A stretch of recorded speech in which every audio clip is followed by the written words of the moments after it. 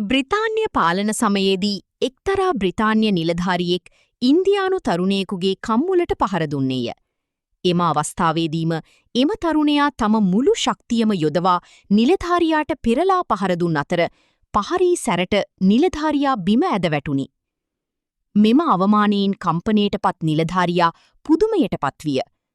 හිරු නොබසින අධිරාජ්‍යයක නිලධාරියෙකුට පහර දෙන්නට සාමාන්‍ය ඉන්දියානු තරුණයෙකුට මෙතරම් ධෛර්යයක් ආවේ කෙසේද?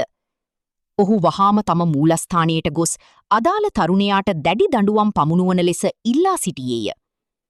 නමුත් ඔහුගේ ජ්‍යෙෂ්ඨ අනදෙන නිලධාරියා ඔහුව සංසුන් කරමින් මෙසේ කීවේය.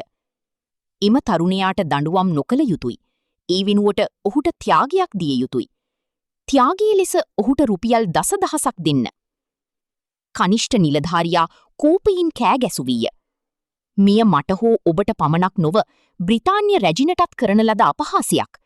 එවැනි කෙනෙකුට දඬුවම් කරනවා වෙනුවට ඔබ පවසන්නේ තෑගි දෙන්න කියාද? අනදෙන නිලධාරියා දැඩි ලෙස මෙසී පැවසිය. මෙය මිලිටරි නියෝගයක්. ඔබ ඊය වහාම ක්‍රියාත්මක කළ යුතුය.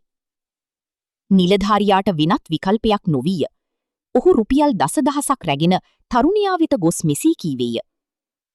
කරුණාකර මට සමාවින්න. මේ මුදල තෑග්ගක් ලෙස පිළිගන්න.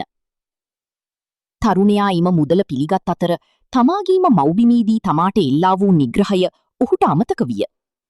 එකල රුපියල් දසදහසක් යනු අති විශාල මුදලකි. ඔහු එම මුදල බුද්ධිමත් ලෙස ආයෝජනය කළ අතර වසර කිහිපයකින් ඔහු විශාල ධනවතෙකු බවට පත්විය. කලින් සාමාන්‍ය මිනිසෙකු වූ ඔහු දැන් සමාජයේ ගරු සම්මාන ලබන පුද්ගලයෙකි.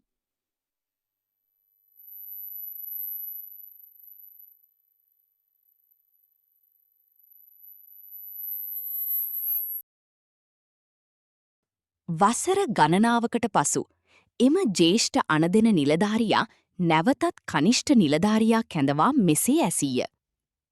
ඔයාට අර පහර දුන්න ඉන්දියානු තරුණයා මතකද? නිලධාරියා පිළිතුරු දුන්නේය. එම අවමානය මට කවදා හෝ අමතක කළ හැකිද? අනදෙන නිලධාරියා මෙසේ කීවේය. දැන් වෙලාව ඇවිත්. ගිහින් හැමෝම ඉස්සරහා ඔහුට තදින් කම්මුල් පාරක් ගහන්න. නිලධාරියා පුදුම විය. එය කොහොමද කළ හැක්කේ? ඔහු දුප්පත්ව සිටි කාලයේ මට පෙරලා පහර දුන්නා නම් දැන් ධනවතෙක් වී සිටින විට ඔහු මාව මරා දමාවි. අනදෙන නිලධාරියා පැවසුවේ මා පවසන දේ කරන්න. මෙයත් නියෝගයක් කියාය. නැවතත් නියෝගයට අවනත වූ නිලධාරියා එම ඉන්දියානු පුද්ගලයා වෙත ගොස් ඔහුට තදින් පහර දුන්නේය. නමුත් මෙවර තත්වය සම්පූර්ණයෙන්ම වෙනස් විය. එම පුද්ගලයා කිසිදු ප්‍රතිචාරයක් දැක්වූවේ නැත.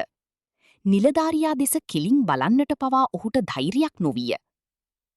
නිලධාරියා මවිතයට පත්ව අනදෙන නිලධාරියා වෙත පැමිණියේය. අනදෙන නිලධාරියා සංසුන් හඬින් මෙසේ විස්තර කළේය. එදා ඔහු සතුව ඔහුගේ ආත්මාභිමානය හැර අන් කිසිවක් තිබුණේ නැහැ. ඔහු එය අගය කළ අතර එය රැකගැනීමට ජීවිතය පවා පරදුවට තැබීමට සූදානම්ව සිටියා. නමුත් අද ඔහු එය ආරක්ෂා කළේ නැහැ. මන්ද දැන් ඔහුට ඔහුගේ ආත්මාභිමානයට වඩා ඔහුගේ ධනය වටිනාකමින් වැඩි වී ඇති නිසා. ඔහු එදා රුපියල් දසදාහස තෑග්ගක් ලෙස පිළිගත් දිනයේම ඔහු තම ගෞරවය සහ ආත්මාභිමානය මුදලට පාවා දුන්නා. මිනිසෙකුගේ ආත්මාභිමානය විකිණී ගිය දිනක ඔහුගේ කොඳු නාරටියද නැමේ. පාඩම. තනතුරු, තෑගි හෝ ලෝභකම වෙනුවෙන් අපව පාවා දෙනවා වෙනුවට සැමවිටම අපගේ ආත්මාභිමානය රැකගනිමින් කෙලින් නැගී සිටීමට උත්සාහ කරමු.